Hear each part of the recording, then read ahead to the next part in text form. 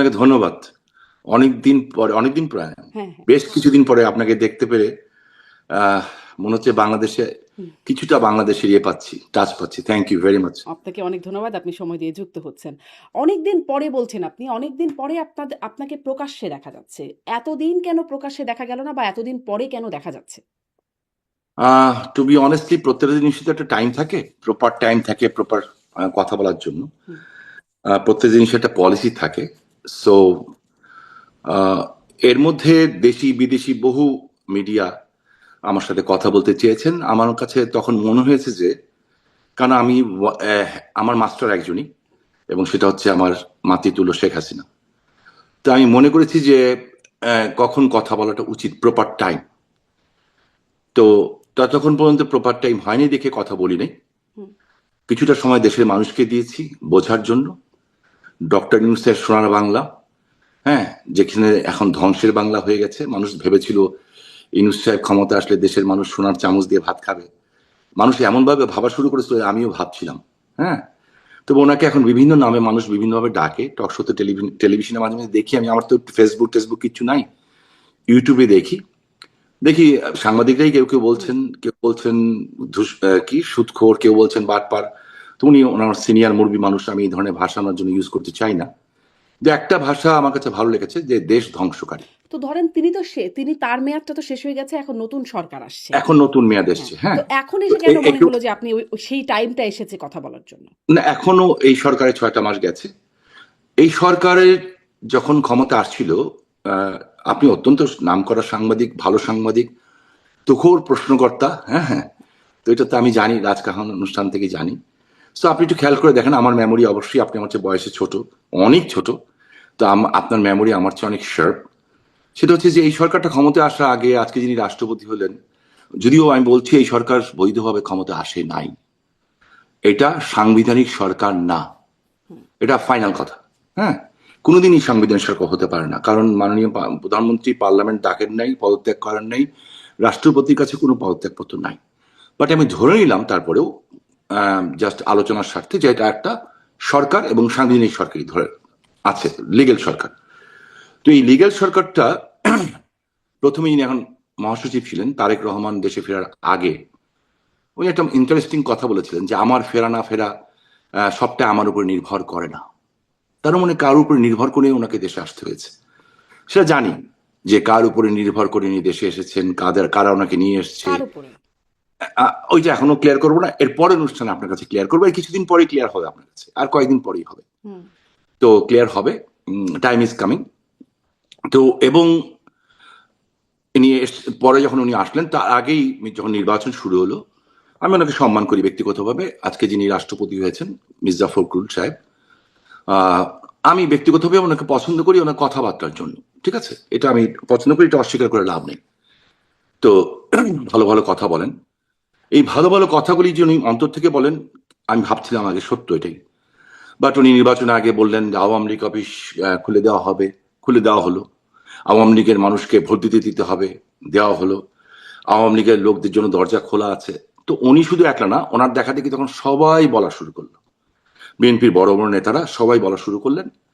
শুরু করার পরে রয়টার্সের সাথে তারেক রহমান যখন দেশে ফিরলেন, উনি দেশে ফিরে রয়টারের মতো সাংবাদিকদের সাথে বললেন যে আহ, জাতির পিতার কন্যা, বাংলা মা, আমি বাংলার মা বলি এখন, শেখ হাসিনা, তো জাতির বাংলাদেশের প্রধানমন্ত্রী, আহ, ওনার সন্তানদের ব্যাপারে বললেন, সাজিবাদের জয় এবং সাইমা পুতুল, ওদের ব্যাপারে বললেন যে ওনারা দেশে রাজনীতি করতে আসতে পারেননি, ব্লা ব্লা ব্লা ব্লা ব্লা, অনেক কিছু বললেন।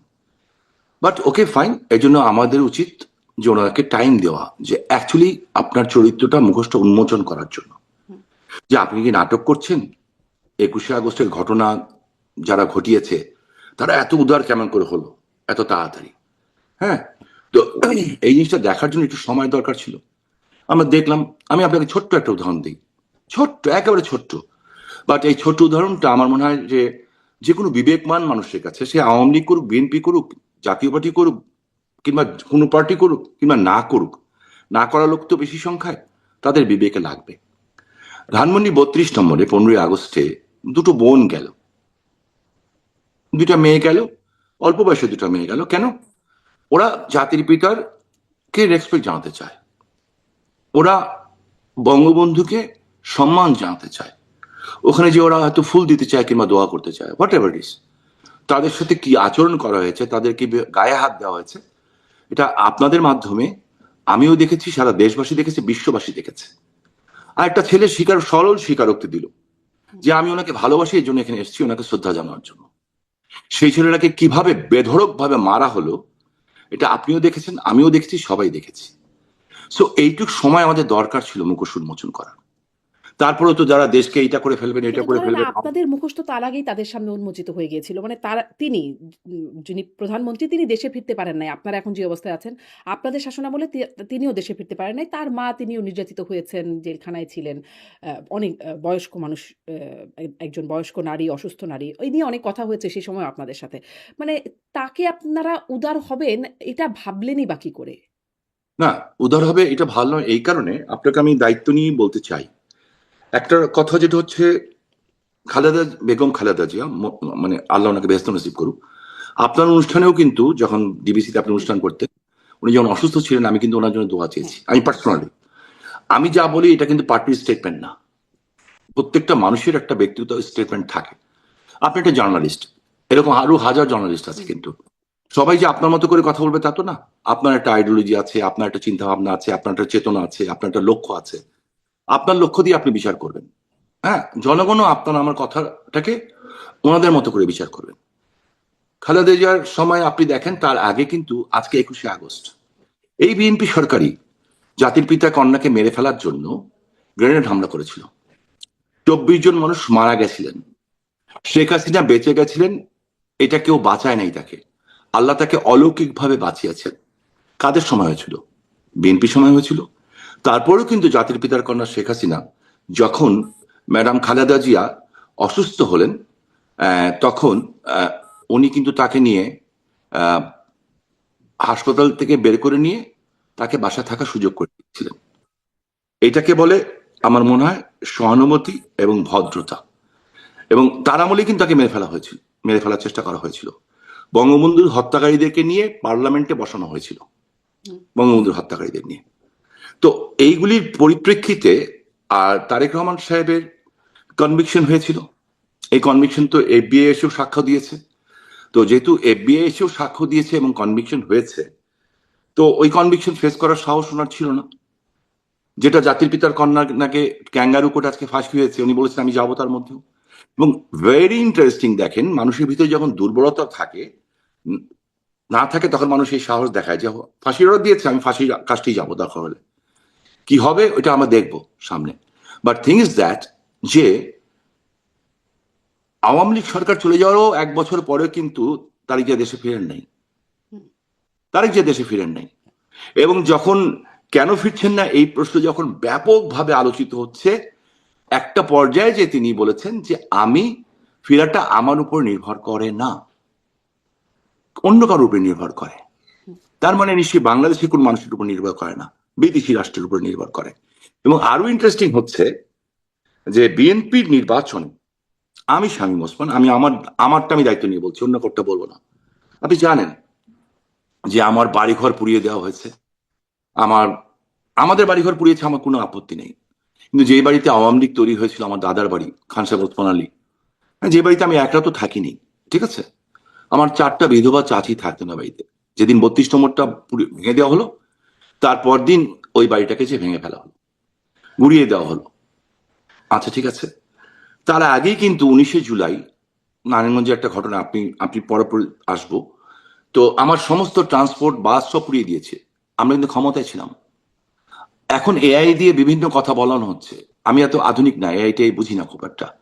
বাট ইটস ভেরি ইন্টারেস্টিং, যখন আমি আমার নেত্রীকে বললাম যে ওটা আমার রিজিক ছিল, আমার পেটের ভাত দিত, আর সাথে আমার আরো বন্ধু বান্ধব ছিল যারা এটার পার্টনার ছিল, ডিউ টু মি সবটাকে পুড়িয়ে দেওয়া হলো, একদম ছাই করে দেওয়া হলো। কিন্তু ক্ষমতা কবে? 19শে জুলাই। আমি নারায়ণগঞ্জ তখন গেছিলাম, আমি তার আগে 14 তারিখে কিন্তু আমেরিকা থেকে গেছি মাত্র, এবং হাসপাতালে ভর্তি ছিলাম। এবং আপনি জার্নালিস্ট এবং আপনি একটা সচেতন নারী, এবং অবভিয়াসলি আপনি আমি বলবো নারী স্বাধীনতা তো বিশ্বাস করেনি, সকল স্বাধীনতা বিশ্বাস করেন। আমি আপনাকে বলবো কেমন করে, কারণ আপনার সাথে আমার সম্পর্কটা অনেক অন্যরকম। আমি আপনাকে ছোট বোনের মতোই মনে করি, এবং অবশ্যই ছোট বোনের মতো আপনাকে আমি সম্মানও করি, আদরও করি, ভালোবাসি। আহ, কারণ তারপরে বলতে হয় আপনাকে, মানুষকে জানানোর জন্য, 19শে জুলাই আমি 15 তারিখে আমেরিকা থেকে গেলাম, 14 তারিখে, 14ই জুলাই 2024। যাওয়ার পরে আমার শরীর এত খারাপ হয়ে গেল, আমার গ্যাস্ট্রিক অ্যাটাক হলো, এবং এত সিভিয়ার অ্যাটাক হলো যে আমি যে ভর্তি হলাম কোথায়, এভার কেয়ার হাসপাতালে। আমাকে বিউটোপেন, তারপরে এইটা ওইটা সব দেওয়ার পরে আমাকে প্যাথেডিন চালু করলো। এর মধ্যে খবর এলো আমার কাছে যে 18 জুলাই নারায়ণগঞ্জে একটা, আপনি কিছু মনে করবেন না, আমি আপনার কাছে আগে ক্ষমা চেয়ে নিচ্ছি হাত জোর করে, হ্যাঁ। তো একটা মেয়ে, সাংবাদিক, তার বয়স কত, 32-33 বছর হবে, একটা লোকাল পত্রিকার সাংবাদিক। তারা ঢাকা চিটাগাং হাইওয়ে রোডের পাশে, তখন বিএনপি, জামাত এবং আরো অনেকে, এই অনেকে কে এটা আপনাকে পরে আমি ব্যাখ্যা দিচ্ছি, এরা অবস্থান করছিল। এরা কয়েকটা মেয়ে আর কয়েকটা ছেলে মিলে নিউজ কাভার করতে গেছিল। এই মেয়েটা কে এরা পেয়ে বসলো, পেয়ে বসে আমি মাপ চাচ্ছি শারমিন আপনার কাছে আবারও, যে এর শরীরে কোনো কাপড় রাখেনি দুপুর 12টার সময়, এবং শকুন, নেকড়ে বাঘ যেভাবে মানুষকে ছিঁড়ে খায়, তার সমস্ত স্পর্শকাতর জায়গায় তারা ছিঁড়ে বেড়ে ফেলেছিল। ওইখানে একজন বৃদ্ধ লোক ছিলেন, উনি কোন রকম একটা লুঙ্গি দিয়ে তার শরীরটা পেঁচিয়ে তাকে একটা বেবি ট্যাক্সিতে তুলে দিয়েছেন। তুলে দেওয়ার পর সে নারায়ণগঞ্জে আসে। একই দিনে ওই একই গ্রুপ, একটা মহিলা, সম্ভ্রান্ত ঘরের মহিলা, নারায়ণগঞ্জে হিন্দু পরিবারের, এবং আরেকটা মেয়ে, তার কত বয়স, 14-15 বছর বয়স, 16 বছর হবে, এরা দুইজন যাচ্ছিল। তো রিক্সার মধ্যে আটকে তাদের সমস্ত জিনিসপত্র নেওয়া হয়। মহিলা নিজের ইচ্ছা সব দিয়ে দেন, যা যা আছে দিয়ে দেন, কিন্তু তারপরে লাস্টে ওনার মঙ্গলসূত্রে হাত দিয়েছে। তো মঙ্গলসূত্র হিন্দু মহিলাদের কাছে একটা বিশাল পবিত্র জিনিস। উনি বলেছেন, বাবা বাবা এটা না, বাবা এটা না। তার মানে যারা ধরেছে তারা ওনার সন্তানের মতো। তখন ওনার মঙ্গলসূত্র টান দেওয়া হয়েছে, ওনার মঙ্গলসূত্রের সাথে ওনার ব্লাউজও চলে গেছে। তখন ওনার মেয়ে চিৎকার করে উঠেছে, মেয়েরও একই হাল করেছে। ওই ভদ্রমহিলা যখন আমাকে ফোন করলেন, শাহিন ভাই আপনি কোথায়, আপনি আসেন, আপনার মা বোনদের এই অবস্থা। আমি তখন আমার প্যাথিডিন খুলে আমি 19 তারিখে নারায়ণগঞ্জ যাই। যাওয়ার পরে আমার শরীর খুব খারাপ, নারায়ণগঞ্জ ক্লাবে আমি খেতে বসছি। এর মধ্যে কিন্তু তার আগেই Awami League office, Narayanganj club, rifle club এবং বেশ কিছু জায়গায় ওরা হামলা করেছে, এগুলো ভেঙে টেঙে দিয়েছে। হুম। তো ভেঙে টেঙে দিয়েছে, তা আমি অবাক হচ্ছিলাম, এরা কারা, কারা এত সাহস দেখাচ্ছে। তো আমি যখন খেতে বসি তখন দেখলাম যে বোমের আওয়াজ পাচ্ছি, গুলির আওয়াজ পাচ্ছি। এসপি ফোন করলো যে স্যার ওরা থানা অ্যাটাক করছে, এরা করছে। তা আমি ভাত খেতে পারলাম না, দৌড়ে বের হলাম। আমার উদ্দেশ্য ছিল ওই মেয়েটাকে দেখতে যাওয়া। যখন বেরিয়েছি তখন দেখছি বেশ আধা কিলোমিটার দূর থেকে এই গুলি করছে। ওরা ভাবেনি যে আমি বের হবো নিজে, আর আমি নারায়ণগঞ্জ স্বামী ওসমান বের হবো, আমার সামনে দাঁড়াবে বিএনপির, এটা কেউ করার কথা না। কারণ বিএনপির 16 বছরে বিএনপির কোনো নেতাকর্মীকে আমরা ফুলের টাচও হতে দিইনি আমি, এবং যারা যারা এমপি হয়েছে সবাইকে আমি দেখে রেখেছিলাম। এখন যারা হয়েছে ফুলের টোকাটাও পড়তে দিইনি তাদের গায়ে, হ্যাঁ, এবং অন্য পার্টি কেউ না। আর জামাত তো আন্ডারগ্রাউন্ডে ছিলই। হ্যাঁ, আমার টার্গেট কিন্তু, আমি কোনো সময় বিএনপিকে টার্গেট করে রাজনীতি করিনি। আমার টার্গেট হচ্ছে জামাত আন্ডারগ্রাউন্ডে ছিল কদিন আগে। জামাতের আমির তিনি বলছেন যে আপনি গোলাম আজমকে জামাতে মানে নারায়ণগঞ্জে নিষিদ্ধ ঢুকতে করেছে। দেবেন না, হ্যাঁ এরকমটা বলেছেন। এটা এটা কিন্তু অনেক আগের ঘটনা। এরপরে কিন্তু আমার উপরে বাংলাদেশের সবচেয়ে বড় বম ব্লাস্ট হয়েছিল হুম। 2001-এর 16ই জুন, যেখানে আমার 20 জন ছেলে মারা গেছিল, এবং আমি পঙ্গু হয়েছিলাম। যে কারণে আমার আমেরিকাতে আসা। আমার এখন প্রচন্ড অবস্থা খারাপ, আমার কোমরের থেকে পায়ের তলা পর্যন্ত। কিন্তু কোনো অবস্থাতেই আমেরিকার ডক্টরদের, আমার ওয়াইফের বড় ভাই, his a very big big doctors over here. ওনার নিজস্ব অনেকগুলি ক্লিনিক আছে, অনেক ডাক্তার ওনার আন্ডারে কাজ, কারণ এরা তো ইথিক্সে চলে এখানে, এরা তো অনেক কিছু ভয় পায়। সো কোনো অবস্থাতেই আমার এমআরআই করা গেল না, কারণ আমার শরীর ভর্তি স্প্লিন্টার এবং স্টিল। তো করলো না, যাই হোক জি শামীম ওসমান, সেটা আপনার করেছে। সুস্থতা কামনা করি। কিন্তু প্রশ্নটা ওখান থেকে আসে যে ওই যে দেশে ফেরার কথা, তারেক রহমানের দেশে ফেরার কথা আপনি বলছিলেন যে তার নিজের উপর নির্ভর করছে না ফ্রেমটা, হ্যাঁ এটা ঠিক আছে। তো জি। মানে বিদেশি কোনো মানে কোনো ব্যক্তি বা কোনো সংস্থা বা কোনো দেশের উপরে কিছুর উপর নির্ভরশীল, আপনার কথা থেকে আমি বুঝতে পারছিলাম যেটা। কিন্তু আপনাদের ফেরাটা আসলে কিসের উপর নির্ভরশীল, আমি সেটা নিয়ে কথা বলতে চাই। কারণ এটি আপনারা দেশে ফিরবেন ডিসেম্বরে, আপনি প্রকাশ্যে এসেই ডিসেম্বরে ফিরবেন সেই কথা আপনিও বলছেন, বা নেতৃত্ব আরো আগে থেকেই বলছেন যে ডিসেম্বরে ফিরবেন। কিন্তু কিভাবে ফিরবেন সেটি জানা যাচ্ছে না। ধরেন আরো যদি সুস্পষ্টভাবে জানতে চাই, যে ধরেন আপনারা কি প্লেনের টিকিট কেটে এয়ারপোর্ট দিয়ে ঢুকে যাবেন, এরকম এত সিম্পল? সেক্ষেত্রে তো শেখ হাসিনার অ্যাক্টিভ কোনো পাসপোর্টও নাই, ট্রাভেল ডকুমেন্ট নিতেও সরকারের সাথে একটা প্রক্রিয়া যেতে হবে, সেরকম নাকি সীমান্ত, ওই যে শেখ হাসিনা একটা ফোন আলাপে শোনা গিয়েছিল যে চট করে ঢুকে পড়বেন, কাছাকাছি আছে সীমান্ত দিয়ে আপনারা এক নাগারে ঢুকে পড়বেন, আসলে কিভাবে ঢুকবেন? একটা তো প্রক্রিয়া লাগবে। হ্যাঁ, আমি এটা শেষ করে দিচ্ছি, তার আগে আমি ওই জায়গাটা শেষ করে দিই। হ্যাঁ, তখন আপনাকে এটা জানা দরকার। জানা দরকার এই কারণে, আমি কালকে নাও থাকতে পারি, আমাকে আল্লাহ নিয়েও যেতে পারেন, তাই না? মানুষের একটা জিনিসই পার্মানেন্ট, যে উই হ্যাভ টু গো। এবং কোন জিনিসই সবকিছু মানে টেম্পোরারি। আমাদের লাইফটা কিন্তু সবচেয়ে বড় টেম্পোরারি। শেষ। সেই দিন যখন এই ঘটনাটা ঘটলো, আমি পরে জানতে পারলাম যে আমাদের সাথে সংঘর্ষ হচ্ছে কে। আমি বিএনপি ছেলেপেলে দেখেছি, হাত দেখিয়েছি, সরে গেছে ওরা। হেফাজতকে হাত দেখিয়েছি, সরে গেছে ওরা। আমি তো তার এরা কারা, এদের কথাও বুঝতে পারছি না, ভাষাও বুঝতে পারছি না। পরে 3 মাস পরে দেখলাম নারায়ণগঞ্জ থেকে রোহিঙ্গাদের গেরিলা বাহিনীর চিফ আস্থা প্রধান গ্রেপ্তার হচ্ছে। আজকে আমাদের লোকজনকে ব্যাপকভাবে অ্যারেস্ট করা হচ্ছে। আমি স্বরাষ্ট্রমন্ত্রী মহোদয়কে কালকেও একটা টক ইয়ের মাধ্যমে বললাম, যে সচিবালয়ে আপনি বসেন, আপনাকে আমি দায়িত্ব নিয়ে বলছি শারমিন, যেই সচিবালয়ে উনি বসেন তার থেকে পূর্বাঞ্চলের দিকে যেতে ঢাকা চিটাং হাইওয়ে রোডে স্টিল নাও গতকাল রাত পর্যন্ত 2টো মহিলা মাদ্রাসা এবং আরেকটা 2টো মাদ্রাসায় অস্ত্রের ট্রেনিং চলছে।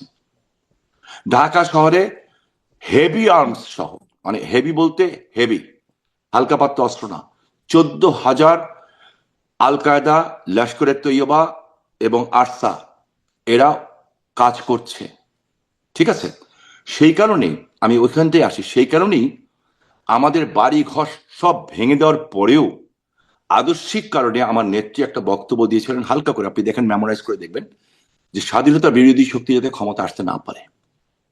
এই বক্তব্যতে আমাদের জন্য ইশারাই কাফি। উনি কি বলতে চান ওনার চোখের ইশারা আমরা বুঝি, যারা আমরা অনেক ছোট থেকে ওনাকে দেখেছি। আমাদের কাছে যিনি মার মতো, সো মার ভাষা যেমন মানুষ বুঝে, আমরা বুঝি। আমি আমার নিজের নির্বাচনী এলাকায় আমি কিন্তু বিএনপি ইলেকশন করেছি, এমন দায়িত্ব নিয়ে বলছি, করেছি, ওপেন করেছি। এবং মজা ব্যাপার হচ্ছে, ভোট যে জামাত ইসলাম চুরি করবে বাংলাদেশে প্রথম কিন্তু আমার এলাকার থেকে আবিষ্কার হয়েছে। কারণ যেদিন নির্বাচন, সেদিন গোলদাইন ধনকুণ্ডা স্কুলে, নারায়ণগঞ্জ 3 আসনে ধনকুণ্ডা স্কুলে, সেদিন জামাতের আমির বিকাল 5:30টার সময় পুলিশ শহর ঢুকে সিল মারা শুরু করেছিল। খবর বিএনপি পায়নি, আমি পেয়েছি। আমি তাড়াতাড়ি করে বিএনপিকে জানাই এবং ওদের সাংবাদিকদের জানাই। তার একদম পুরস্কার স্বয়ং জামাতের আমির গিয়ে সিল মারা শুরু করলেন? লোকাল জামাতের আমির, ও জি, আচ্ছা আচ্ছা আচ্ছা। লোকাল জামাতের আমির। এবং সেখানে কিন্তু আমি জানাই, এই কারণে জানাই বিকজ আমি মনে করেছি স্বাধীনতার বিরুদ্ধে ক্ষমতা না আসুক। কিন্তু রেজাল্টটা কি হলো, আজকে আমাদের কর্মীরা আমাদেরকে গালাগালি করে, যে কেন কেন করালেন আমাদেরকে দিয়ে এই কাজটা। হাজার হাজার নেতাকর্মী বাড়িতে থাকতে পারছে না, 25 লাখ নেতাকর্মীর নামে মামলা, প্রত্যেকটা দিন আমাদের কোনো না কোনো বাসায় হামলা হচ্ছে। তাহলে কি আপনারা প্রতারিত হয়েছেন? অফকোর্স, আচ্ছা, কিন্তু অফকোর্স। আপনারা তো বলেছিলেন, মানে একদম শীর্ষ পর্যায় থেকে শুনেছিলাম নো ভোট নো ভোট। তাহলে আপনারা যা বললেন তা করলেন না কেন? মানে সাংঘর্ষিক অবস্থায় গেলেন কেন? করলাম না এই কারণে, কারণ আমরা না করলে জামাত চলে আসতো ক্ষমতায়। 95টা সিট, 95 সিট, আমি দায়িত্ব নিয়ে বলে আপনাকে নাম্বার ধরে বলে দিতে পারবো, এই 95 সিট বিএনপি পেয়েছে আওয়ামী লীগের কারণে। জামাতের ক্ষোভটা কিন্তু ওখানে আমাদের উপরে অনেক বেশি। আর এটা আমার কোনো আপত্তি নেই, কিন্তু চালাক না বিএনপি। কি অবস্থা দেশের আজকে, অনেক সুন্দর।